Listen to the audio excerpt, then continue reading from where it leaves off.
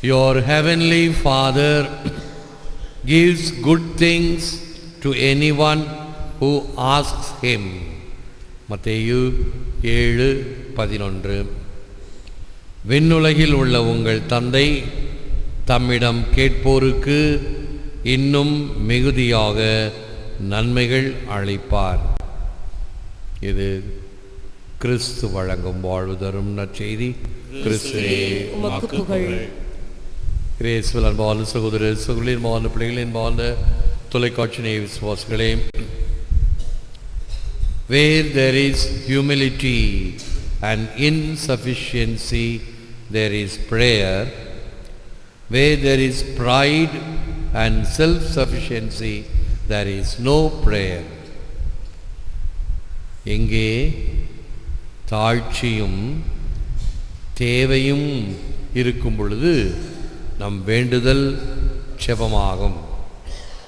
தாழ்ச்சி இல்லாமல் அகந்தை, ஆணவம், செருக்கு, இருமாப்பு மற்றும் எனக்கு எல்லாம் இருக்கிறது என்ற ஒரு இருமாப்பும் செபத்திற்கு வழிகோலாது.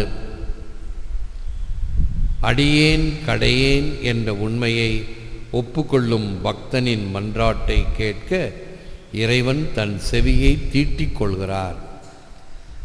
எப்பொழுது நம்முடைய உள்ளம் பள்ளமாகிறதோ அப்பொழுது அங்கே தண்ணீர் தேங்கி நிற்கும்.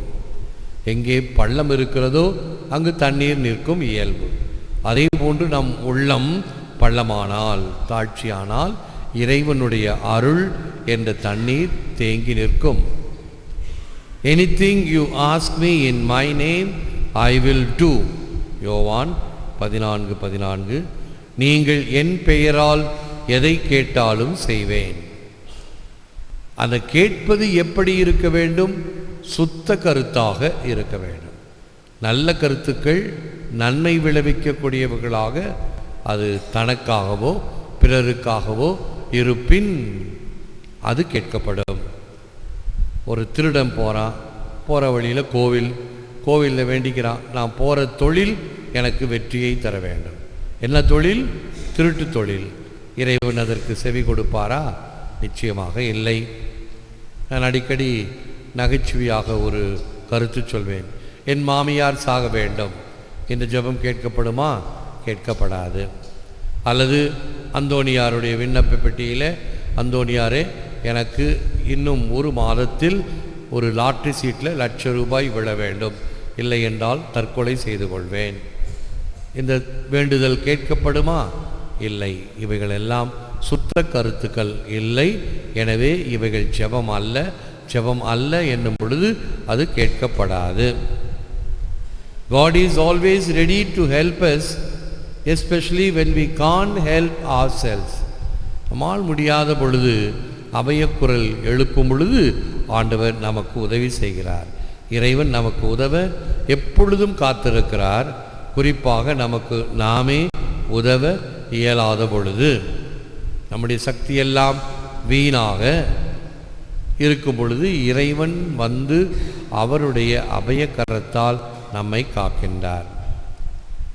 Don't be afraid, only believe.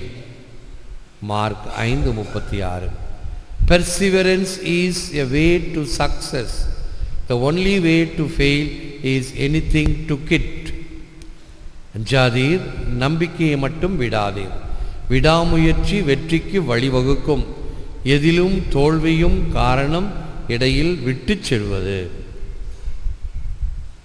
விடாமுயற்சி என்று சொல்லும் பொழுது பல சமயத்திலே நமக்கு நாமே ஒரு வகையான செல்ஃப் பிட்டி, கழிவிறக்கம் என்று சொல்லுவார்கள். என்னால் முடியாது, எனக்கு இது ஒத்து வராது, எனக்கும் இதுக்கும் வெகு தூரம் என்றெல்லாம் சால்ஜாப்புகள், சாக்கு போக்குகள் சொல்லி சமாளித்து கொள்கிறோம். இவைகள் அல்ல. இவை என்னால் முடியும் என்ற ஒரு விடாமுயற்சி தேவை. நான் உங்களுக்கு ஒரு உதாரணம் சொல்லியிருக்கிறேன். மறுபடியும் அந்த உதாரணத்தை ஞாபகப்படுத்திக் கொள்வோம். பைபிள் வாரம் பங்கிலே கொண்டாடப்படுகிறது. பங்கு தந்தை என்ன செய்கிறார்? தன்னுடைய பங்கு பணியாளர்கள் ஒரு 10 பேரிடம் 10 பைபிளை கொடுத்து, நீங்கள் இதை போய் மக்களுக்கு விற்று வாருங்கள் என்று ஒரு பணி கொடுக்கின்றார். 10 பேரும் போகிறாங்க. அதில் ஒருத்தர் திக்குவாய். ஆகவே அவருடைய பேச்சு தெளிவாக இருக்காது, சுத்தமாக இருக்காது, சரளமாக இருக்காது, கொஞ்சம் திக்கி திக்கி பேசுவார். ஆகவே எல்லாரும் போய் விட்டுவிட்டு ஒரு மாதத்தில் கொண்டு வந்து பங்கு தந்தையிடம் கணக்கு ஒப்படைக்கும் பொழுது தலைவர் கொடுத்தார். ஃபாதர் 6 புத்தகம் தான் விற்றுது. சரி, இன்னொருத்தர் 7, இன்னொருத்தர் 5, 4, 3, 2 தான், இன்னொருத்தர் 8, இப்படி அவர்களுடைய தகுதிக்கு தகுந்தாற் போல் அவர்கள் விற்றதை கொண்டு வந்து கொடுத்தார்கள். நம்ம திக்குவாயர் இருக்கிறாரே, அவர் சொன்னார், ஃபாதர் நான் 10 புத்தகத்தையும் கொடுத்துட்டேன், விற்றுட்டேன் அப்படின்னார். பங்கு தந்தைக்கு ஒரே ஆச்சரியம், மற்றவங்களுக்கும் ஆச்சரியம். எப்படி நீ திக்குவாயாச்சே, எப்படி பேசி இந்த பைபிள் புத்தகத்தை விற்ற அப்படின்னு கேட்டப்ப இவர் என்ன சொன்னார், ஃபாதர் ஒரு வீட்டுக்கு போவேன், ஐயா உங்களுக்கு பைபிள் வேணுமான்னு கேட்பேன், அவங்க இல்லை இல்லை என்கிட்ட இருக்குன்னு சொல்லுவாங்க. அப்படியா, சரி இருந்தாலும் பரவாயில்ல, உங்கள் வீட்டு திண்ணையில் உட்காந்து உங்களுக்காக ஒரு அதிகாரம் பைபிள் படிச்சுட்டு போகிறேன் அப்படின்னு சொல்லி உட்காந்து பைபிள் படிக்க ஆரம்பித்தேன். இவர் பைபிள் படிக்க ஆரம்பித்தேன், எப்படி படிச்சிருப்பார், அக்காலத்தில் கடவுள் மனிதனை படைத்தார் அப்படின்னு பார்த்தாரு. ஐயா நீ தெக்கி திணறி ஒரு அதிகாரம் படிக்கிறதுக்குள்ளார எங்கள் உயிர் போயிடும் இருக்கு, பைபிளை வாங்கிக்கிறோம், நீ நிறைய கட்டுப்பா அப்படின்னு ஒவ்வொருத்தரும் அந்த பைபிளை வாங்கிட்டாங்க. இவர் திக்கி திணறி பைபிள் படிக்க வேண்டிய சிரமத்தை அவருக்கு கொடுக்கல, 10 பைபிளையும் விற்றுட்டார். குறைபாடுடைய மனிதன் 10 பைபிளையும் விற்க முடிந்தது தன்னுடைய குறைபாட்டை மூலதனமாக வைத்து. வேறொருவராக என்னன்னு சொல்லியிருப்போம், எனக்கு கடவுள் வந்து திக்குவாயை கொடுத்துருக்கிறாரு, நான் என்ன பண்ண முடியும். மோயிசனே அந்த குறைபாட்டை சொன்னார்.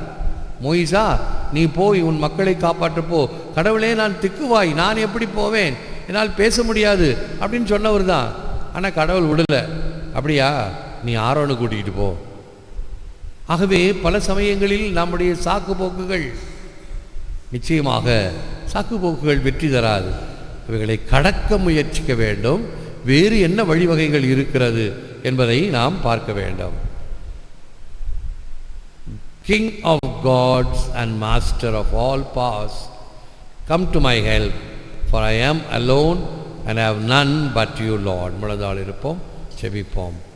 அனைத்தையும் ஆளும் மன்னரே, உமது கைவன்மையால் எங்களை காப்பாற்றும். ஆதரவற்றவளும் உம்மை தவிர வேறு துணையற்றவளுமாகிய எனக்கு உதவி செய்யும் என்று எஸ்தர் ராணியினுடைய ஜெபத்தோடு நம்முடைய ஜெபத்தையும் முழந்தாளிடுபவர் முன்னேறுகிறார் என்பதையும் தேடுவோம். இறைவனை மாற்றுவோம், நம்மையும் மாற்றுவோம். Our prayers are often answered, not in the way we thought they should be, but in the way a loving Father saw fit. நம் ஜெபங்கள் கேட்கப்படுவது நம் விருப்பப்படி அல்ல, மாறாக நம் அன்பு தந்தையின் எண்ணப்படி அதுவே உகந்தது. Look upon us and hear our prayer. By the good works you inspire, help us to discipline our bodies and to be renewed in spirit. இறைவா, எங்களை கண்ணோக்கி எங்கள் தீய நாட்டங்களை கட்டுப்படுத்தவும் தூய ஆவியானவரின் அருளில் வளரவும் உதவுவனவாக. எல்லாம் வல்லவரே, நல்லவரே, உம்மை போற்றுகிறோம், புகழுகிறோம், நன்றி கூறுகின்றோம், ஆராதிக்கின்றோம். தேவரீதாமே, இந்த நற்கருணையிலே எமக்காக விற்றிருக்கின்றீர். உமக்கே நன்றி, துதி, தோத்திரம், புகழ், மகிமை உண்டாவதாக. நீர் கேட்கின்ற அனைத்து மக்களுக்கும் செவி சாய்க்கின்றேன். எம் விண்ணப்பங்கள் உம் சந்நிதியில் வைக்கப்படும் பொழுது அவைகள் தூய கருத்தாக எமக்கோ பிறருக்காக செபிக்கப்படும் பொழுது, விடாமுயற்சியோடு செபிக்கும் பொழுது அவைகளை தருகின்றீர் என்ற நம்பிக்கையை எமக்கு தாரும். இந்த வல்லமையான நேரத்தில் தொடர் மன்றாட்டுக்களை இந்த தவக்காலத்தில் உம்மிடம் வைத்திருக்கிற எண்ணில்லாத மக்கள் அவர்களுடைய அபிலாஷைகளை பூர்த்தி செய்யும், வேண்டுதல்களை கேட்டருளும், உடல் உள்ள நலத்தை தந்திரளும். இன்னும் அதிகமாக சகல வகைகளிலும் நாங்கள் வளர்ந்து முழுமை பெற்று உமக்கேற்றவர்களாக இருக்கச் செய்திருளும். ஏற்று வரமருளும் இறைவா, காக்கும் கரங்களினால். ஆமென். ஆமென்.